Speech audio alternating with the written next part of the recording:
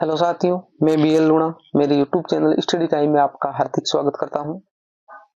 हम हिंदी साहित्य में गद्य विधाएं पढ़ रहे हैं और जो पिछली क्लास थी उसके अंदर हमने आत्मकथा के बारे में देखा। आज हम जीवनी विधा के बारे में देखेंगे। आत्मकथा और जीवनी में क्या फर्क होता है। आत्मकथा है वो लेखक या जो कवि होता है वो स्वयं अपने बारे में लिखता है, और जो जीवनी वो होती है जो किसी दूसरे के बारे में लिखे, यानी जो लेखक और जो कवि होता है वो किसी दूसरे के बारे में, दूसरे के जीवन से संबंधित जो वर्णन करे वो जीवनी के अंदर आता है। अगर आप मेरे चैनल पर पहली बार विजिट कर रहे हो तो चैनल को सब्सक्राइब कर ले, बेल आइकन को ऑल पे प्रेस कर ले, ताकि जब भी मैं कोई नया वीडियो अपलोड करूं तो उसका नोटिफिकेशन आपको मिल सके। इस प्लेटफॉर्म पर हम संपूर्ण फर्स्ट ग्रेड का कोर्स करने वाले हैं जो हिंदी से संबंधित है, तो आप सब्सक्राइब जरूर कर ले। हमारा हिंदी साहित्य का इतिहास और जो गद्य विधाएं वो लगभग कंप्लीट है। इसके बाद में हम अगला पोर्शन लेंगे जो हमारा हिंदी साहित्य के बाद में जो व्याकरण है, काव्य शास्त्र है, पाश्चात्य शास्त्र, उनमें से कोई भी एक टॉपिक होगा वो हम लेंगे। आप मेरे को कमेंट करके भी बता सकते हो कि इसके बाद में हम कौन सा टॉपिक लें। बिना समय गवाए शुरुआत करते हैं क्लास की। तो देखिए, जीवनी विधा। जीवनी विधा है किसी व्यक्ति विशेष के जीवन वृत्तांत को जीवनी कहा जाता है, जो एक नॉर्मल सी बात है जो मैंने आपको बता दी। आत्मकथा और जीवनी में जो अंतर होता है, ये गद्य की उत्कृष्ट विद्या मानी जाती है। गद्य है हमारा जो गद्य साहित्य है उसकी उत्कृष्ट विधा मानी जाती है जीवनी विधा। हिंदी में सभी तत्वों से युक्त जीवनी लिखने वाले सर्वप्रथम लेखक कार्तिक प्रसाद खत्री माने जाते हैं। ये मोस्ट हो जाता है, यानी हिंदी में हमारे जो सभी तत्वों से युक्त, यानी जीवनी के लिए जो सारे तत्व चाहिए उन तत्वों से युक्त जो सर्वप्रथम जो लेखक है वो कार्तिक प्रसाद खत्री माने जाते हैं। हिंदी साहित्य की सर्वप्रथम जो जीवनी है वो है दयानंद दिग्विजय।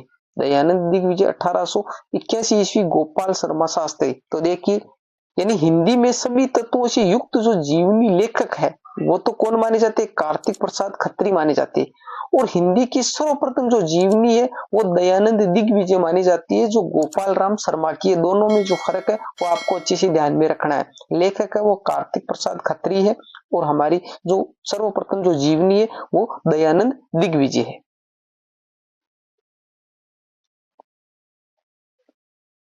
इसके बाद में हिंदी साहित्य के प्रमुख जीवनी लेखक, ज्यादा नहीं है, छोटा सा टॉपिक है परंतु महत्वपूर्ण है। यहां से अगर क्वेश्चन बनता है तो वो हमारे सामने चीजें होनी चाहिए। क्वेश्चन एग्जामिनर कहीं से भी बना सकता है, तो हम देख लेते हैं कि जो महत्वपूर्ण जो जीवनी लेखक है उनकी कौन कौन सी जीवनियां है। तो पहला नाम आता है भारतेंदु हरिश्चंद्र।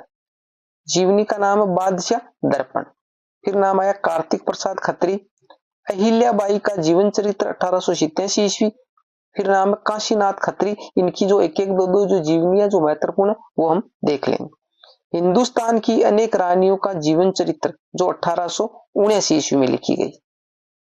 फिर 4 नंबर पे गोपाल शर्मा शास्त्री, दयानंद दिग्विजय 1881 ईस्वी, जो हमने पढ़ लिया, मोस्ट है, हिंदी की प्रथम जीवनी है गोपाल शर्मा शास्त्री तो दयानंद दिग्विजय।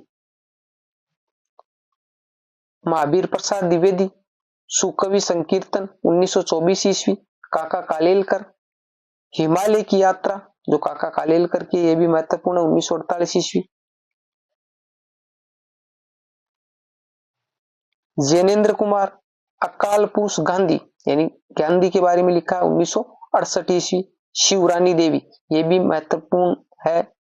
प्रेमचंद घर में, क्योंकि प्रेमचंद की पत्नी ही थी शिवरानी देवी, इन्होंने प्रेमचंद के बारे में लिखा, प्रेमचंद घर में, 1956 ईस्वी। अमृत राय जो प्रेमचंद के पुत्र थे, 1921 में जन्म हुआ, 1996 ईस्वी में इनकी मृत्यु हुई। कलम का सिपाही 1968 ईस्वी। कलम का सिपाही क्वेश्चन भी पूछा जाता है, प्रेमचंद को कलम का सिपाही किसने कहा था? तो वो अमृत राय ने कहा था। आगे नाम आया मदन गोपाल, कलम का मजदूर, 1965 ईस्वी, ये भी महत्वपूर्ण है। यानी प्रेमचंद है, उस प्रेमचंद को कलम का सिपाही है वो अमृत राय ने कहा है, और कलम का मजदूर है वो मदन गोपाल ने कहा है। गंगा प्रसाद पांडे, महाराणा महाप्राण निराला, महाप्राण निराला।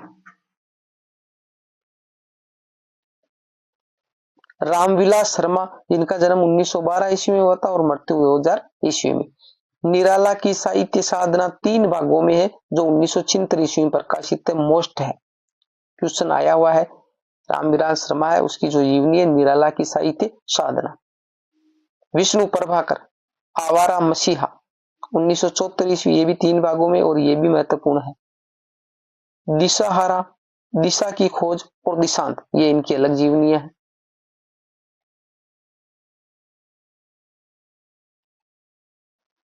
फिर नाम आया राम कमल राय, राम कमल राय, शिखर से सागर तक 1986 ईस्वी।